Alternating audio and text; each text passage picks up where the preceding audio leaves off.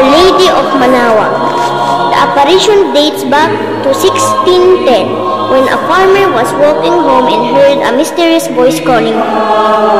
He looked up to see an apparition of the Virgin Mary on a cloud-veiled treetop, holding the child Jesus in one arm and a rosary in the other. This moment marked the beginning of her veneration. The title Manaoag comes from the Pangasinense verb manta-oag, which means to call. This reflects the way Mary called out to the farmer, leading to the establishment of her devotion.